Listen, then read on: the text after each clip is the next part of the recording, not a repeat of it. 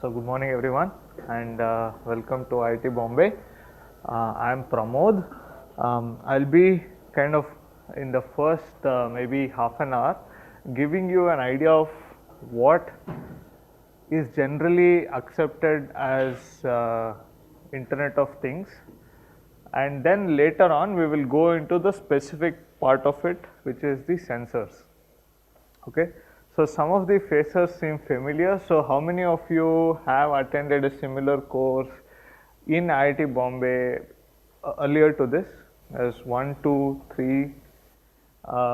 Okay, so some of this obviously will be a repeat because this is a course that we are offering now for the third or fourth time. Okay, so if you have seen this before, it will be a repeat of it. Okay, this is, I'll mention at the outset. All right, so let's get started. So how many of you are from the electrical engineering? Okay, about half. And the computer science, okay. And for the rest of you, what other departments are you from? Electronics and electrical are kind of similar, yeah? Biomedical? Mechanical? Biomedical, yeah? Oh, mathematics. Okay, so I think there will not be much, at least in my session, in this domain of biomedical, yes, but not necessarily in other. So definitely we'll touch upon concepts in electrical engineering for the most part today. I think towards the later part of this course, you will see different kinds of topics which will appeal to different people. Okay, and with that, let me start with kind of asking this question. So what do we understand by this word Internet of Things? Connected to internet, okay, and then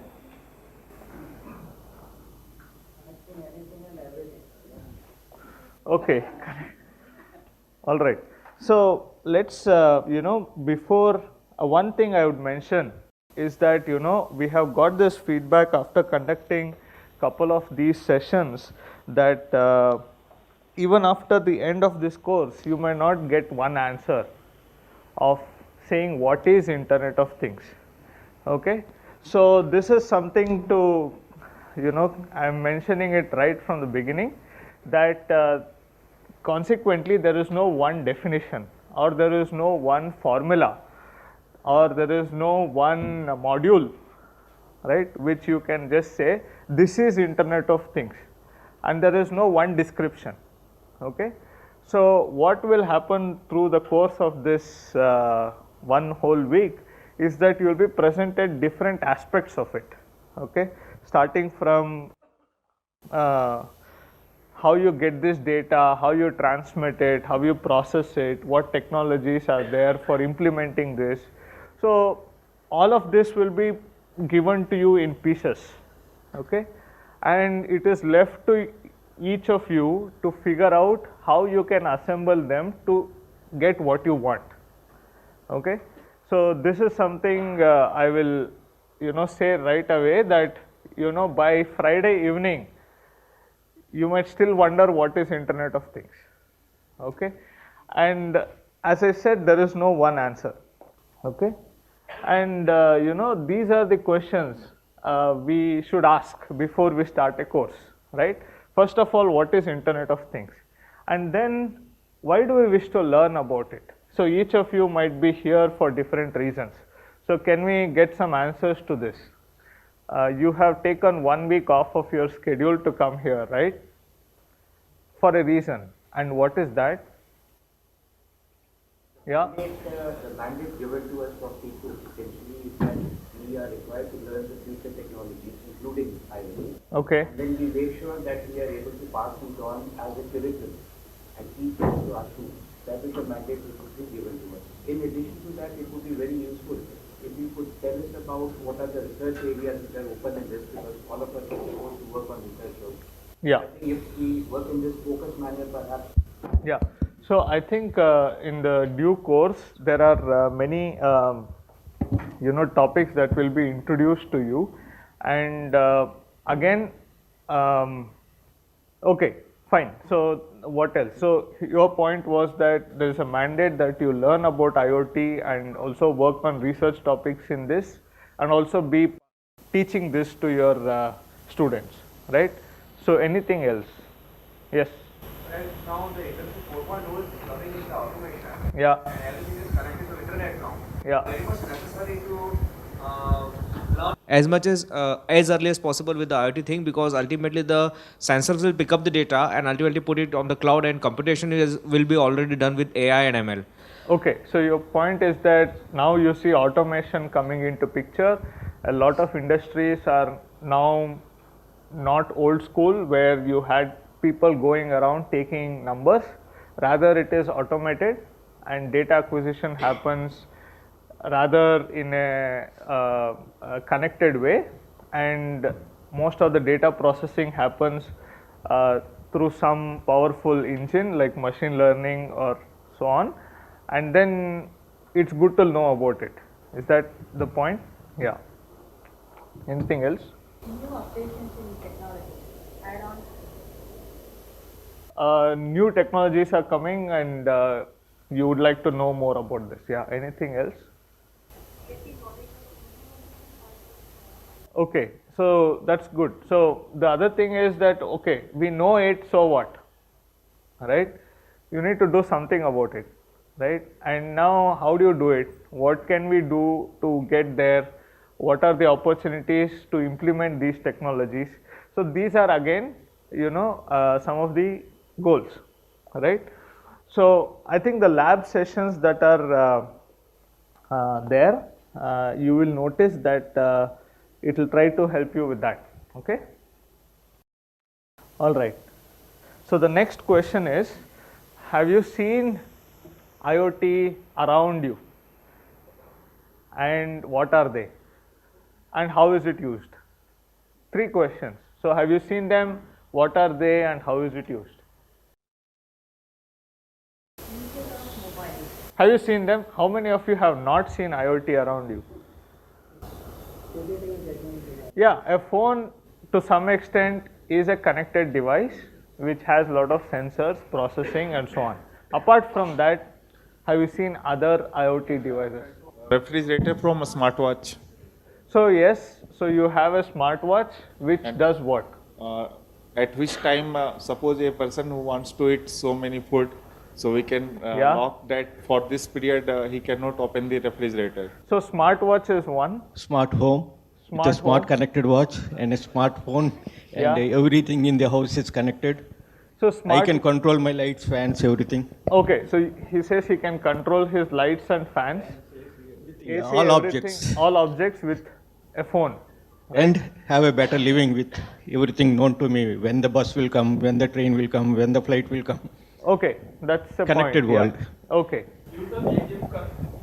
ATM card. ATM card is it wirelessly connected or connected at all to something else? No, right? It's basically a card which holds some kind of data on it, right? So, driverless car probably not in India yet, right? Huh? Fitness bands, like what he was saying, wearables, right? So you have lot of these bands now, very affordable, around like 2,000, 3,000 or even less. You get these bands which you can wear, and then it's connected to something and does something, right? Anything else? Tracking of?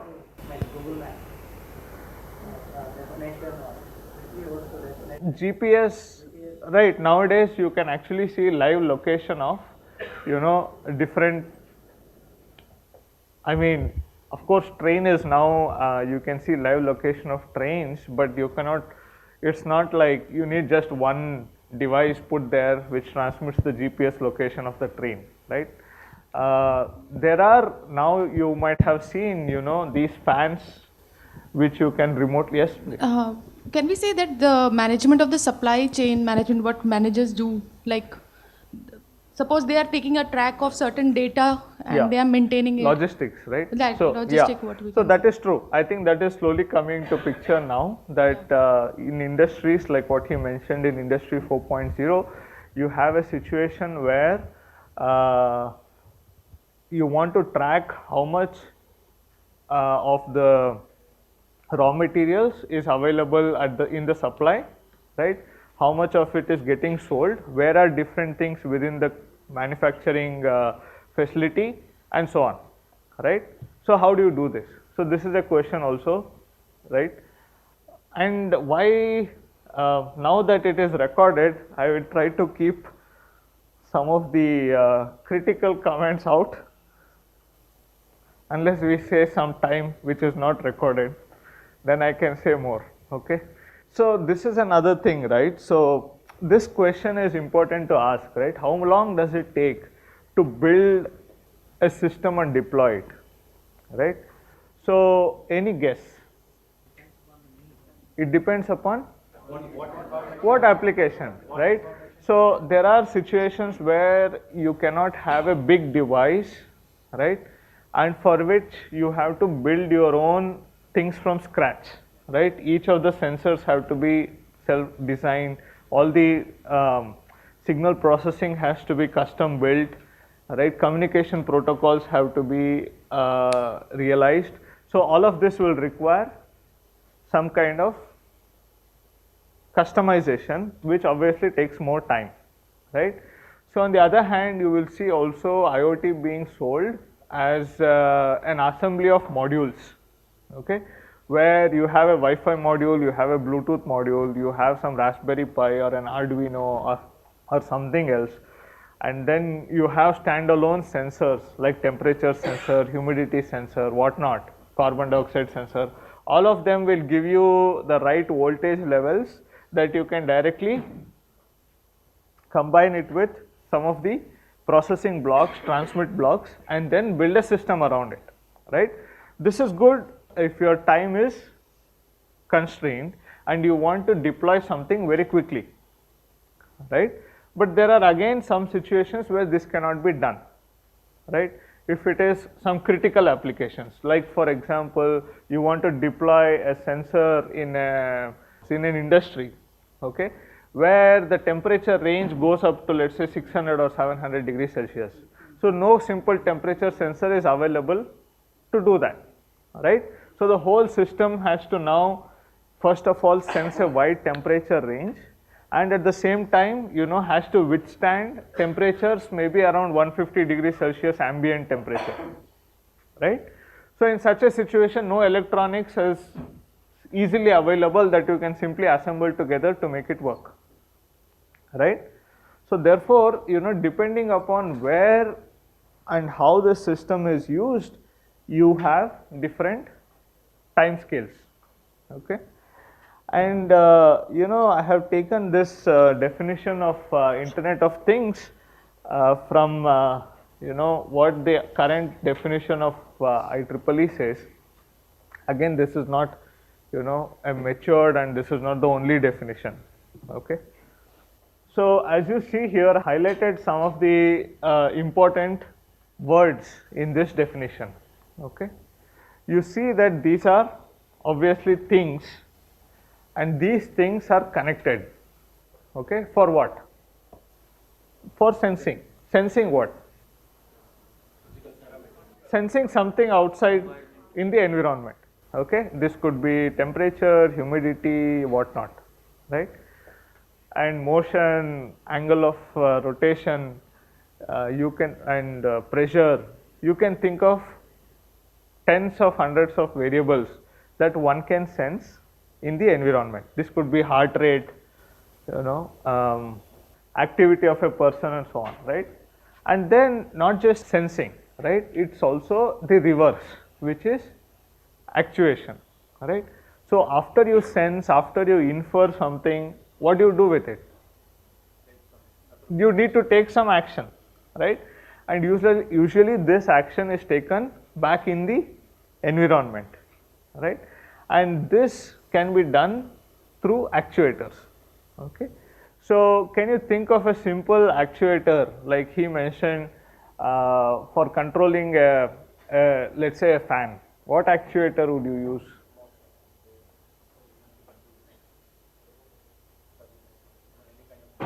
Motors actually perform what action, but how do you control it?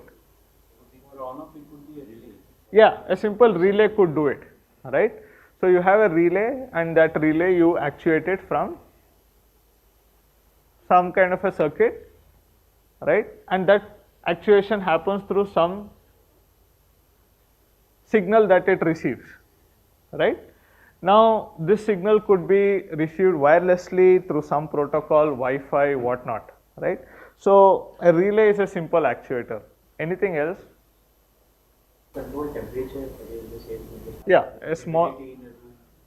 humidity in the room. Yeah, so as such there are so many possibilities, right? Now, so another thing we tend to, you probably get updates on your phone, right? So what happens once you get it? Usually the performance of the phone changes one way or the other. Maybe it's a new algorithm which will save the power consumption of the phone and your battery life increases, right? So, or there are new modes of operation. Now there is only low power mode and regular active mode, right? You can have different levels also, right? So the phone can go into active mode only during the day, or it goes to some mode at night, and so on and so forth. So now you are actually updating the software in the phone in such a way that the performance of the hardware itself changes, right? So this is the third point here, that you collect information, you process it, and also you can change the state of the hardware itself, right? So this is quite important sometimes, right? So I mean, one simple example you can think of is the clock rate of some processor, right? So if it's possible to change it based on the load, then you will also change the power consumption of that processor, right? Why is this important? To change the state? Yeah, usually these are devices which are not connected to power supplies. They are connected to some kind of a standalone source, right? So obviously, if you have a room which is trying to measure carbon dioxide or some humidity level and or temperature, and you are deploying, let's say, 100 of them, right? Obviously it is not possible to route power to all these sensors, right? So obviously it's a cost, added cost to connect everything through wire and through power it, right?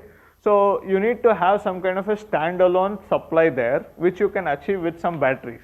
Now the moment you put batteries, what do you wish for? Long life. So the batteries has to last long, correct? So we don't want to go and replace batteries of 100 sensors every single day, right?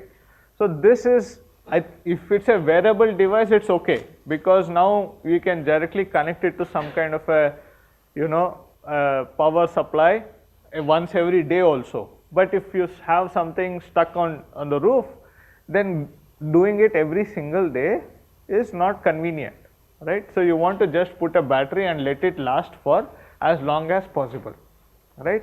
So hence the power consumption becomes an important consideration. Okay, so I mean, this is just a schematic that kind of shows you how this could help and address some of the common problems that we face now, right? So traffic, how many of you came from the airport or railway station? All of you most of you must have come through that, right? So you know that how inconvenient it is, particularly with so much chaotic traffic, right? So obviously everybody wants a smooth flow to the destination, right? So to achieve that, you can think of some kind of intelligence added to the signals. wherever there is a heavy traffic load, at those locations the signal can turn green longer, right? So there are so many such possibilities one can think of, right? So you would have also noticed, sometimes the ambulance stuck on the road, and the ambulance is, making all the sirens, and the people have nowhere to go, right? It probably was seen in Mumbai or in your own hometowns, right? So what if we know that the ambulance is coming, let's say 5 minutes in advance, and then give way to it, right, rather than getting stuck, right? So these are things one can think of with information being available, right, a priori. This is what is the most important thing. You need to know early on that rather than just listening to the siren is an old technology, right? It's probably there for now maybe 100 years, right? Now we have technologies which can transmit the location of ambulance to every possible phone. And now you can say on the same road you are, there's an ambulance which is 1 kilometer away, try to stay on the left or the right and make some space, right? So this is possible, okay? Why nobody is doing it? Infrastructure is there, ambulance is there, phones are there. Roads are enough. So all you need to do is make way. I said just not organized. I'm sure the application could be easily done perhaps, but it has just not been organized. There has to be either some kind of central coordination perhaps, who takes care of this, or maybe our vehicles get connected to this so that we get the update that is needs to be almost done. All I'm trying to play devil's advocate here. See, let's say we have how many does anyone here who does not carry a smartphone? Not when we are driving. No, who does not carry, that's a different thing. Who does not carry? Everybody does, right? Almost all of them nowadays, almost everyone does, right? So GPS location of every phone is available, correct? Now the data is also available. You can put a GPS transponder on an ambulance, right? Now you know where people are, you know where the ambulance is. Why not just solve the problem?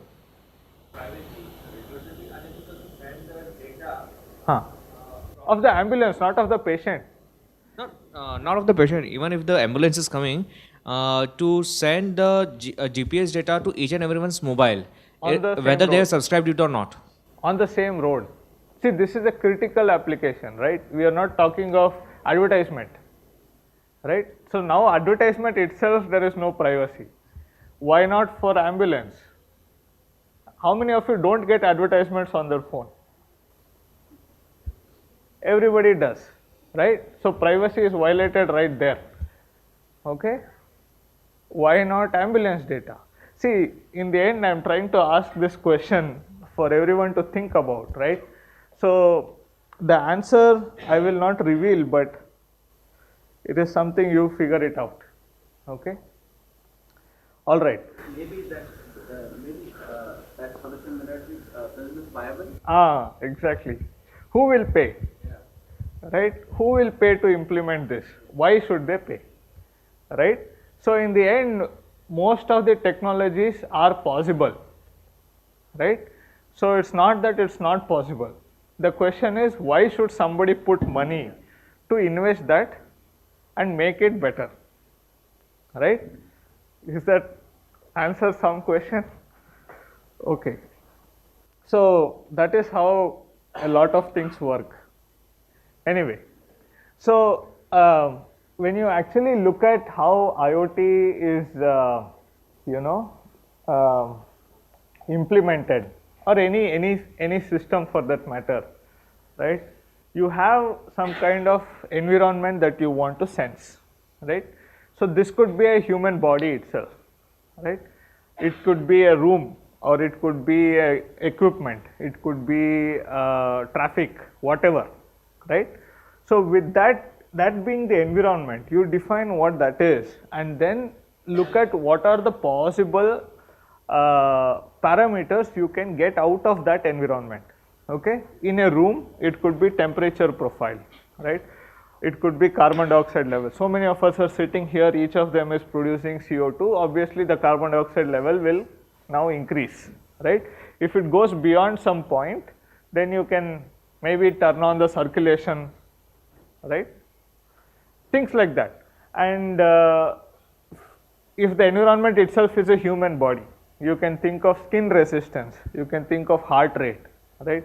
And you can think of the activity level of the person, the physical location, the altitude of the person, right, with a pressure sensor. So every environment, like you can think of also the water body, right? You can look at pH levels, contamination inside the body, okay? And if there are some like, you know, some biological contaminants inside those water, right? So all of this constitutes your environment, and then there is the physical sensors which actually do what? Sensing of these parameters, right? So you have whatever parameter you care about gets transduced into usually some kind of an electrical signal, right? This could be, we will see that later much in detail, but once you have it in electrical format, is that good enough? Why not directly transmit it? Some signal processing is needed. Why? Because the signal is not good enough, right? So either the amplitude is too small, or it's noisy, or whatever, right? So you need to connect it to some kind of signal processing blocks which actually cleans up the signal and makes it big enough that you can convert it into digital or you know,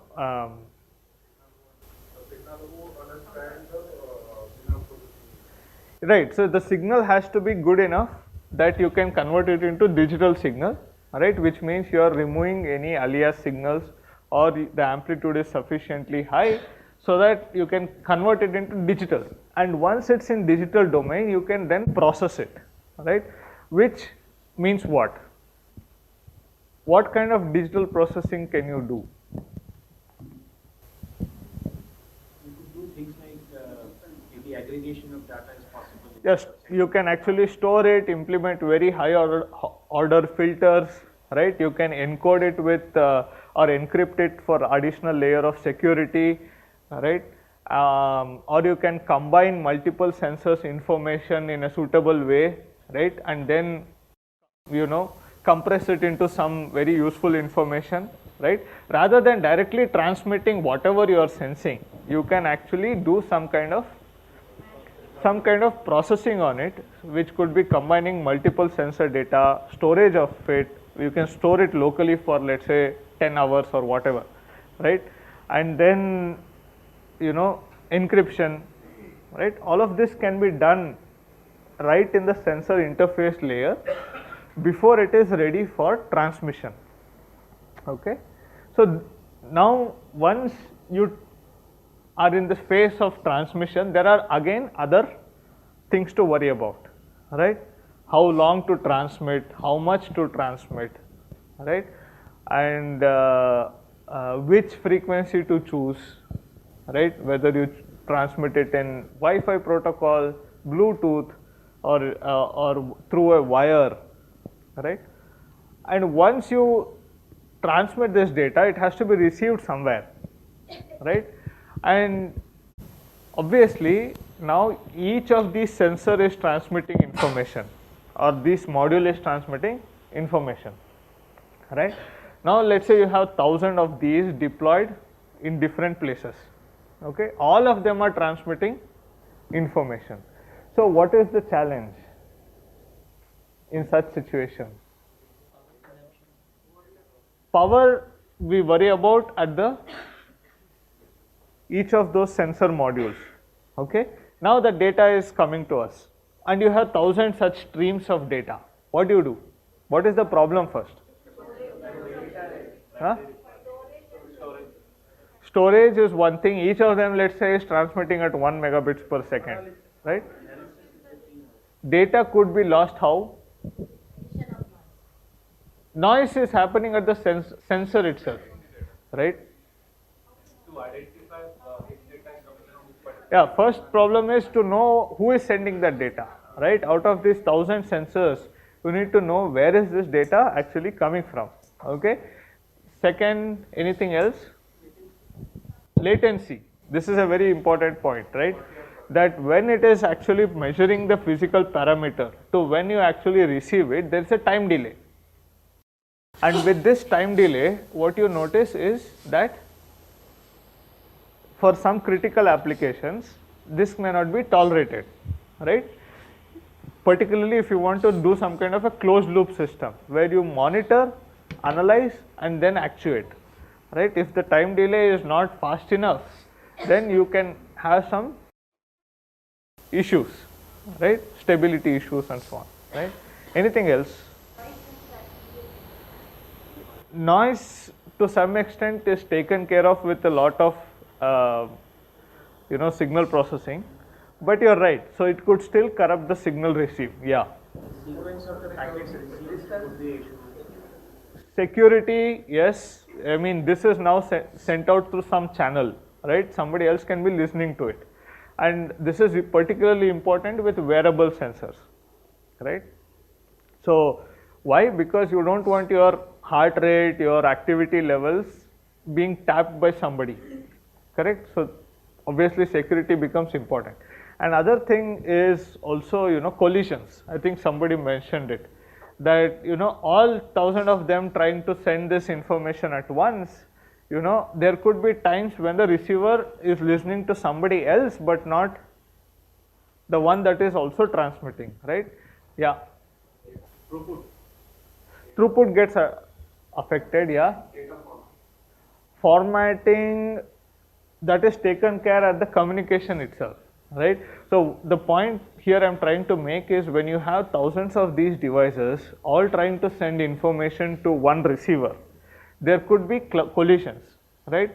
And then you might miss out on some information. Yeah, you miss out on some information, and that is a very important challenge, right?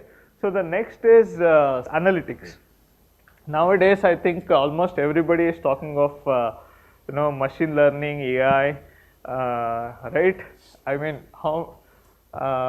So in your universities, do you have courses that teach? Yeah. So what is like the usual number of people who want to take it? Almost everyone, right? It goes in hundreds of students, right?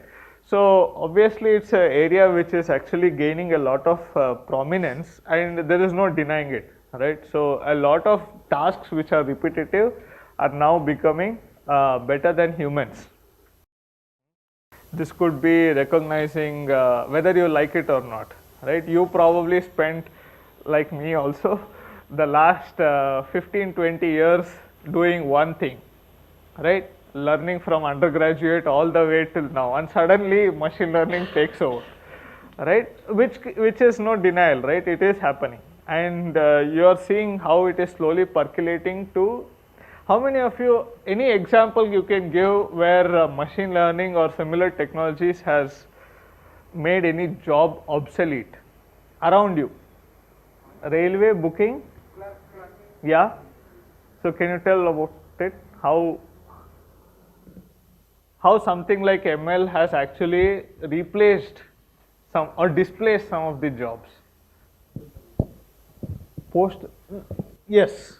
No, I'm talking of like postal services. It has happened already, right? I mean, now there are many private companies which are. You are right. I mean, letters. Since the time of telephone, postal has seen a decline, right? Yeah. Movie recommendations. Earlier it was done by friends. Okay. Yeah, that's a good point. Yeah. E-commerce suggestions. So that's a good point, right? So earlier, there was you had to just do it yourself, right? See 100 movies and then pick like maybe 10 that you liked, right? Now, based on your preference, like 1 or 2, the time you spend per movie, algorithm learns that these are the things you like more, so it projects more and more of the same thing, right? So this is what is happening with YouTube also, right? You see that, purchasing, right? So yeah, but rather it hasn't yet displaced any person. Well, maybe not. See, earlier if you actually had to shop something, you had to go to some store and then basically look around, right? And then figure out if that is useful for you or not, right?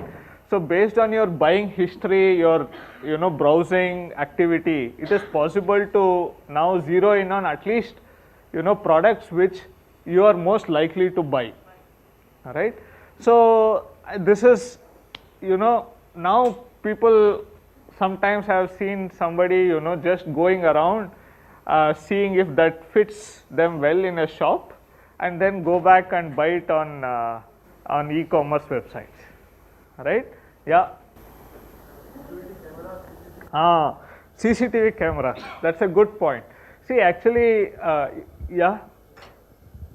It represents number of security guards, sir.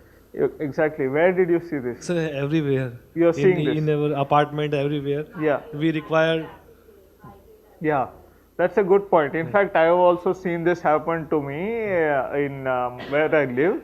That there was a person who used to operate the lift, right, sitting there all the time, and now he got replaced with a camera.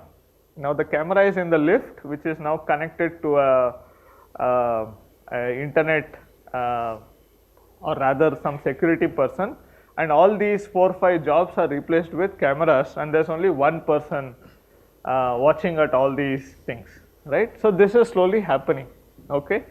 And which jobs are safe? Teaching jobs. Who said that? Oh, you said that. Do you think so? Yes, sir. How? Why do you think it's not safe? Sir, teaching jobs and doctor job is safe. Why? Doctors definitely not. Because now there are NPTEL lectures are there. No? NPTEL lectures are there. Right? MOOCs course. So nowadays, what is happening is, as you tell something in the class, students Google and find out if it's true. Everybody. Right? And there are lectures available. That is one thing, but that has been there already, right? Recorded lectures are not new. I mean, these have been there for almost 10-15 years now. Almost 10 years for sure, right? Availability is high, access has increased. Earlier you had to sit in front of a computer. Now you just have to, watch it on your phone, right? I was seeing this video the other day of a school in Delhi. They've introduced a robot as a teacher. Robot as a teacher. In Bangalore, yeah. Yeah, see, actually, I also think that, right now, a teacher actually tailors his lectures to suit everybody, right? So sometimes you have to put some equations, sometimes you have to actually show some graphs, sometimes you tell stories, sometimes you do something else, so that in the end, different kind of people will get it, right? Somebody likes to just see equations, somebody likes to just see graphs. So giving this variety will keep everybody engaged, right? Now it's very much possible to come up with an algorithm which will give you exactly what you want, all right? You don't have to, sit in a class, because that teacher is your teacher, which is tailored to your way of learning, right? So this could definitely, at least let me not say definitely, but there is nothing stopping this from happening, okay? So okay, you are all here for IoT. Okay. All right. So if you now see, we went over this already, where is this applicable? You see now that it's gaining importance almost in all areas, right?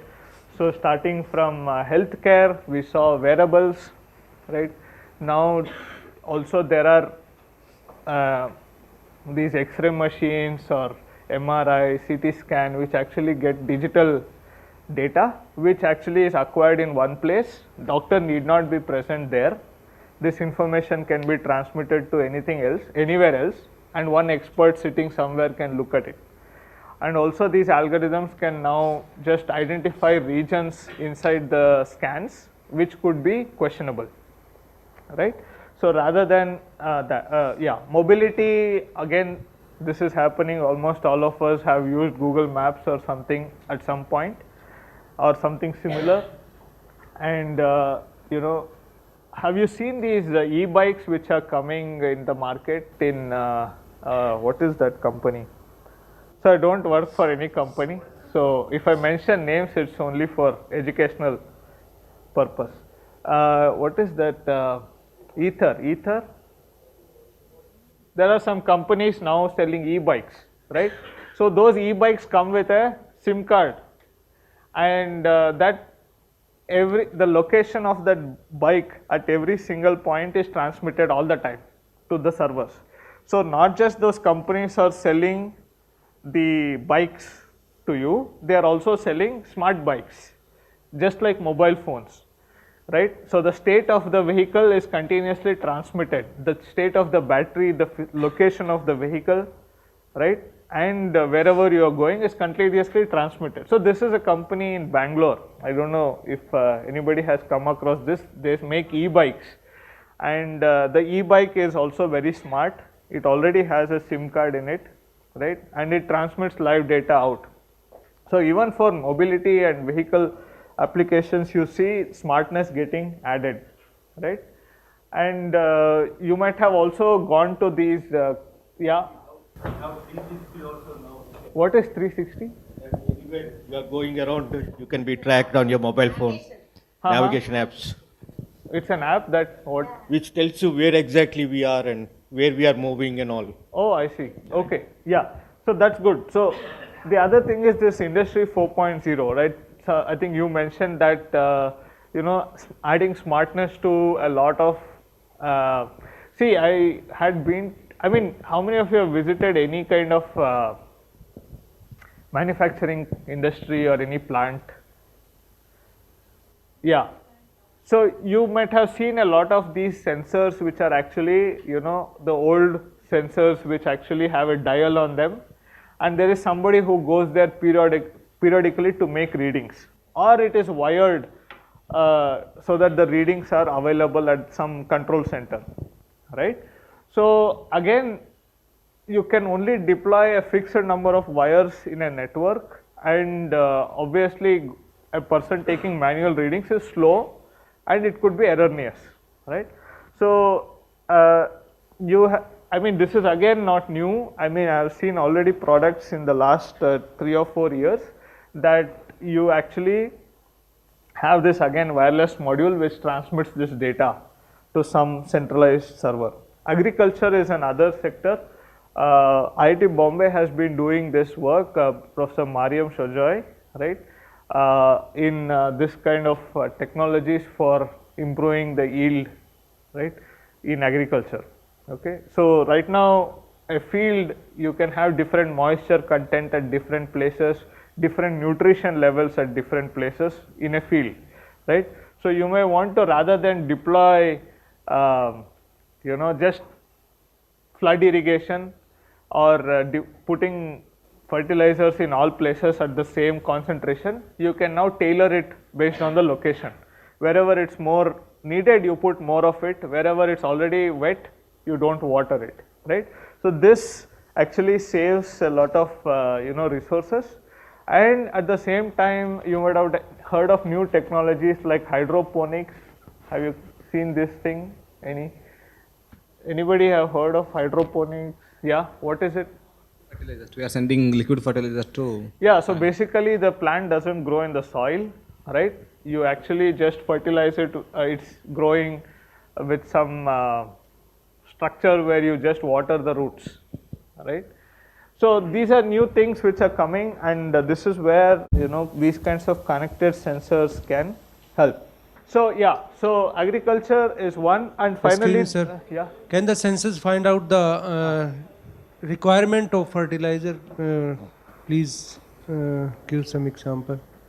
Means what is the need? How much the fertilizer See, required? right now I think government type has labs where you take samples of soil from different places in the field and give it to them, and they will map it for you, and then you can use that information and then do this kind of judgmental. Direct sensors are not available. Direct sensors are under research for sure, but I am not sure if you can buy them yet. We'll see what are the problems with some sensors, which are preventing it to become product, right? Okay. The last is energy, right? I mean, this is again an area where there is a lot of interest.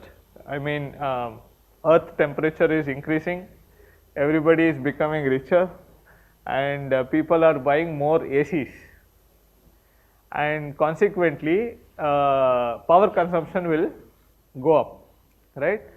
And now it's important to, of course, address this issue from different angles. One is you can think of different